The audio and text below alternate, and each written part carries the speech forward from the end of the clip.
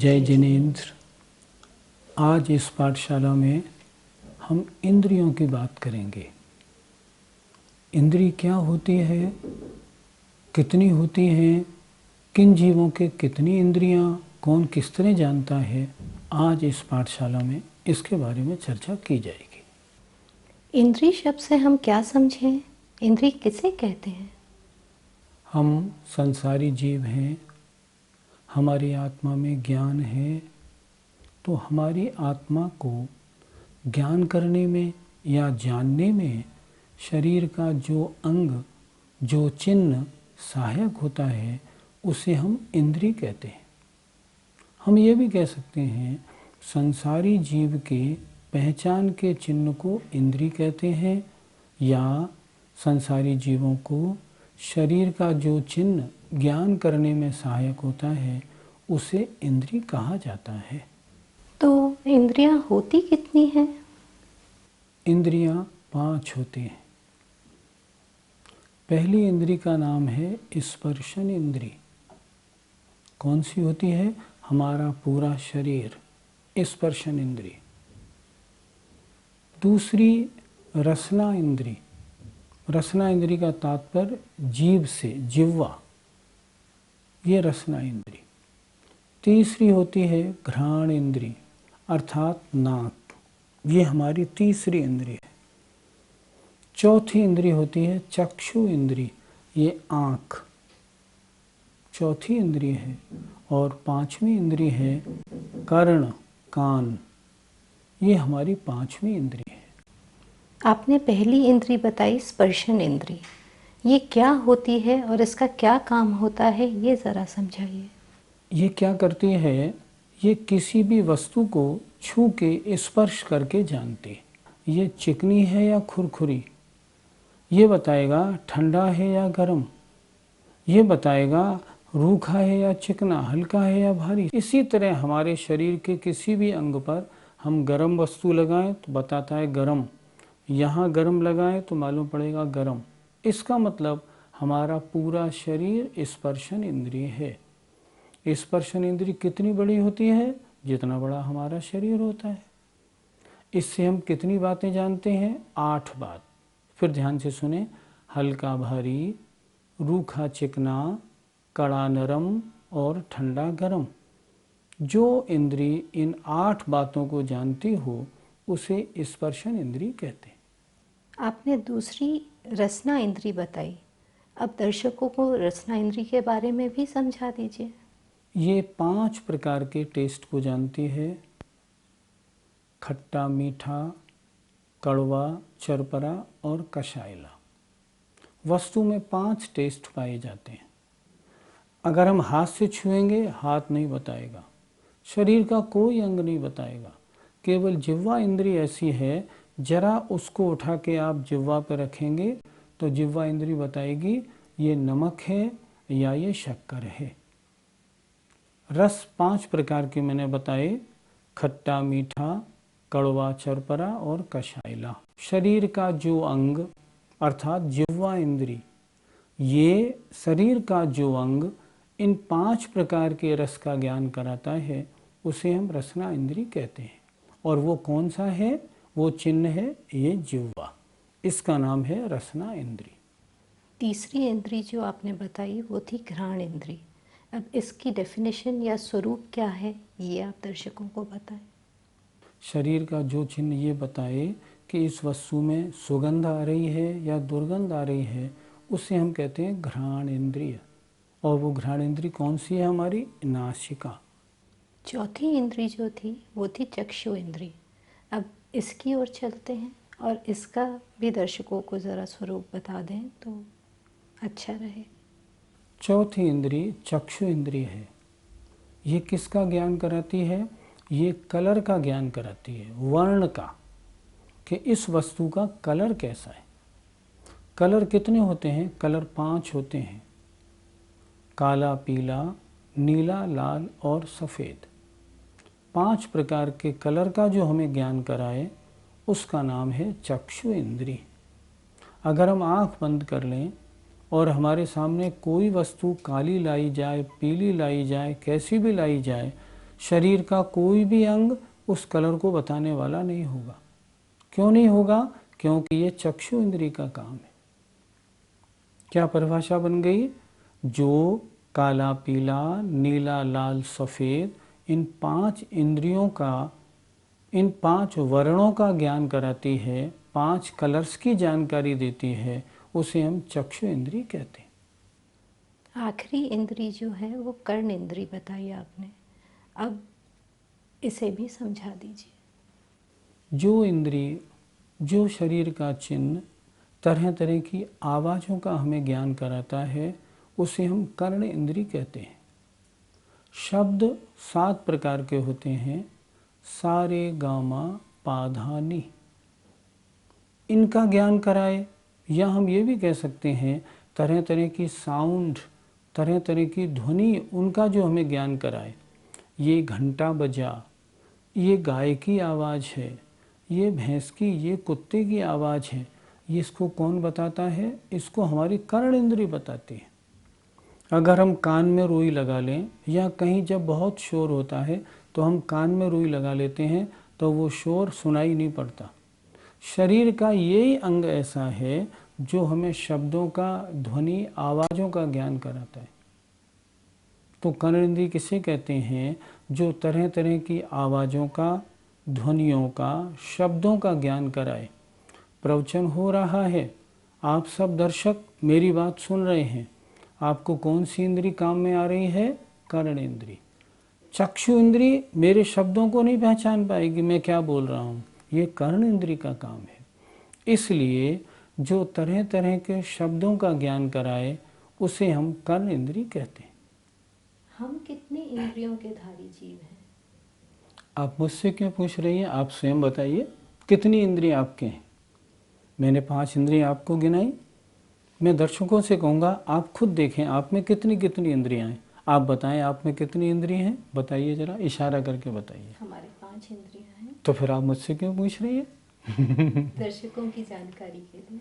जितने भी मनुष्य होते हैं, स्त्री या पुरुष, उनके 5 इंद्रियां होती हैं। मान लो आप कहेंगे कोई व्यक्ति अंधा है, तो अंधे के तो 4 इंद्रिय हुई, चक्षु इंद्रिय है ही नहीं। नहीं नहीं, उसकी इंद्रियां 5 हैं, लेकिन उसकी चक्षु इंद्रिय डिफेक्टिव है। अगर कोई डॉक्टर उसका ऑपरेशन करता है ना, तो उसको दिखने लगता है। मान लो कोई बहरा है, हम कहेंगे उसके कर्ण इंद्रिय है नहीं। नहीं, उससे कर्ण इंद्रिय है। मनुष्य होगा, उसकी इंद्रियां 5 होंगी, चाहे वो स्त्री हो, पुरुष हो, बच्चा हो।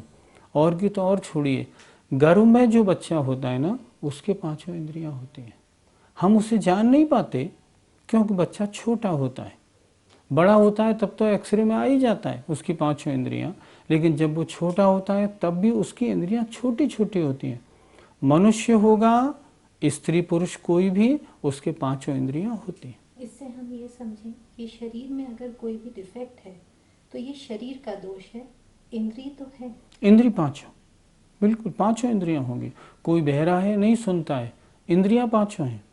अगर कर्ण इंद्रिय नहीं होती तो डॉक्टर जरा से ऑपरेशन से उसका सुनना क्यों शुरू कर देता है? उसने कर्ण इंद्रिय बनाई तो नहीं, ये तो उसका आकार में तो है, बिल्कुल है। इसलिए जितने मनुष्य हैं, हम और आप, ये सारे दर्शक, ये सब 5 इंद्रिय जीव हैं। इन सभी इंद्रियों में सबसे उपयोगी कौन सी इंद्रिय को माना जाए? मैं सभी दर्शकों से कहूँगा, सब सोचें कि इन 5 इंद्रियों में सबसे उपयोगी कौन है। देखिए, अगर हम संसार के हिसाब से बात करें तो हमारी 5 इंद्रियां उपयोगी हैं। एक भी इंद्रिय कम हो जाए तो हमारा सारा काम खराब हो जाएगा। मान लो हमारा सुनना बंद हो जाए तो बहुत गड़बड़ हो जाएगी। हमारा देखना बंद हो जाए, सारे संसार का रंग रूप सारा ही खत्म हो जाएगा। तो ये 5 इंद्रियां सांसारिक अवस्था में संसार की सारी बातों को जानने में 5 उपयोगी हैं। लेकिन मैं कहूँगा, क्या हमें मोक्ष की चिंता नहीं? चिंता है। क्या हमें अपने कल्याण की चिंता नहीं? चिंता है। अगर चिंता है तो आत्म कल्याण में सबसे उपयोगी इंद्रिय कौन सी है? आप गुरु मुनि महाराज आचार्य श्री के पास जाएंगे, वो उपदेश देंगे, तब तो आपको ज्ञान होगा, तब तो आपको कल्याण के मार्ग में आप लगेंगे। अगर आप उपदेश नहीं सुनेंगे, नहीं समझेंगे, आपको कैसे मालूम पड़ेगा हमारा कल्याण कैसे हो सकता है। इसलिए श्लोक वार्तिक में आचार्य विद्यानंद जी महाराज ने लिखा है, मनुष्य पर्याय में सबसे उपयोगी कर्ण इंद्रिय होती है। अगर ये इंद्रिय नहीं है तो वो व्यक्ति अपना कल्याण कर ही नहीं सकता। आप कहेंगे आँख से शास्त्र पढ़ सकता है, पढ़ तो लेगा पर समझ में कैसे आएगा जब तक सामने वाला कोई गुरु नहीं हो और उसको समझाए नहीं कि इस शब्द का ये अर्थ होता है। इसलिए संसारी अवस्था में पांचों इंद्रियां उपयोगी हैं, लेकिन आत्म कल्याण के मार्ग में सबसे उपयोगी कर्ण इंद्रिय है। अब हमारे दर्शक ये ज़रूर जानना चाहेंगे कि एक समय में एक ही इंद्रिय हम उपयोग में लेते हैं या एक से अधिक इस्तेमाल करते हैं। मैं उदाहरण दे रहा हूँ। आप इस समय ये अपना प्रोग्राम देख रहे हैं तो आप शायद ये सोच रहे होंगे कि हम पारस टीवी देख रहे हैं, तो हम टीवी भी देख रहे हैं और मेरी आवाज़ भी सुन रहे हैं, दोनों इंद्रियां हमारी एक साथ कार्य कर रही हैं। पर नहीं, ये आपका भ्रम है। आगम शास्त्र क्या कहते हैं कि एक जीव एक समय में एक इंद्रिय से काम लेता है, दो इंद्रिय से नहीं। अर्थात हमारा जानने वाला आत्मा जिस समय आँख से देखता है उस समय सुनता नहीं, और जिस समय सुनता है उस समय देखता नहीं। आप कहेंगे ना बिल्कुल झूठ, हम तो दोनों काम एक साथ कर रहे हैं। मैं कहता हूँ ये आपका भ्रम है। अच्छा, दूसरा उदाहरण देखता हूँ। एक कौवे को, कौवा जानते हैं ना, तो एक कौवे को आप अपने हाथ में पकड़ के बिठा लो, यूँ पकड़ो, या कभी छत पे खड़े हो जाओ और कौवे को गौर से देखें। आप देखेंगे उसकी आँख के दो गड्ढे हैं और दोनों में पुतली है। अगर उसकी आँख में दो गड्ढे हैं और दोनों में पुतली है तो कौवे को काना क्यों कहा जाता है? कभी आपने सोचा? काना इसलिए कहा जाता है, अगर ये जानना है ना, तो अगर कोई मरा हुआ कौवा हो उसको आप देखेंगे तो आपको मालूम पड़ेगा एक गड्ढा खाली है, एक गड्ढे में आँख है। क्या मतलब? मतलब ये उसके एक आँख होती है, लेकिन वो उस एक आँख को दोनों गड्ढों में इतनी तेजी से घुमाता है जो सामने देखने वाला ये कहता है इसके दो आँख हैं। उसी तरह हमारी आपकी आत्मा एक समय में एक इंद्रिय से जानती है। अब मैं आपसे प्रश्न करता हूँ, मेरी बात को आपने अपनी डायरी में नोट करना शुरू कर दिया, तो जिस समय आप नोट करते हैं उस समय फिर आप सुनना छोड़ देते हैं। जब भी तो टीचर के सामने बच्चा कहता है सर ज़रा दोबारा रिपीट कर दीजिए, मैं लिखने में लग गया था, तो आपके कान तो खुले थे ना, फिर आपने सुना क्यों नहीं? सुना इसलिए नहीं कि उस समय मेरी आत्मा का उपयोग लिखने में था, सुनने में नहीं। उसी तरह हमारे इंद्रियां पांच जरूर हैं, लेकिन एक समय में हम एक ही इंद्रिय का उपयोग कर सकते हैं, उससे ज़्यादा नहीं। हम कहलाएंगे पांच इंद्रिय वाले ज़रूर, पर उपयोग में एक इंद्रिय आती है, एक से ज़्यादा इंद्रिय नहीं आती। अब मेरे और हमारे दर्शकों के मन में शायद ये प्रश्न उठ रहा होगा कि अरिहंत भगवान की कितनी इंद्रियां होती हैं? अरिहंत भगवान के आपको देखने में कितनी इंद्रिय लगती हैं? पांचों। पांचों। लेकिन ध्यान रखना, ज्ञान दो प्रकार का होता है, एक इंद्रिय ज्ञान, एक अतीन्द्रिय ज्ञान। हमारी आत्मा कर्म उदय के कारण बिना किसी की हेल्प के नहीं जान सकती, इसलिए हमारी आत्मा देखती है आँख से, हमारी आत्मा जान सुनती है कान से। लेकिन जब कर्म का आवरण समाप्त हो जाता है ना, तब आत्मा कैसे जानती है? आत्मा आत्मा से जानती है, उसको किसी इंद्रिय की सहायता लेने की आवश्यकता नहीं पड़ती। अरहंत परमेष्ठी भगवान को हम जब देखेंगे ना, तो मनुष्य हैं, मनुष्यवत दिखाई पड़ेंगे, उनके पांचों इंद्रियां नजर आएंगी, लेकिन वो एक भी इंद्रिय प्रयोग नहीं करते। तो वो क्या जानते कैसे हैं? आत्मा से जानते। हम क्यों जानते हैं इंद्रियों से? क्योंकि कर्म उदय होने के कारण हम पराधीन हैं, इसलिए हमें इंद्रियों की मदद लेनी पड़ती है। मान लो किसी को कम दिखता है तो उसकी आँख तो है, पर वो बिना चश्मे के नहीं देख सकता। उसी तरह हमें कम दिखता है, हमारे ज्ञान कमज़ोर है, ज्ञानावरणी कर्म का उदय है, क्षयोपशम कम है, तो हम क्या करते हैं, हम इंद्रियों के माध्यम से जानते हैं। उनके ज्ञानावरणी कर्म समाप्त हो गया है, सीधे अपनी आत्मा से जानते हैं।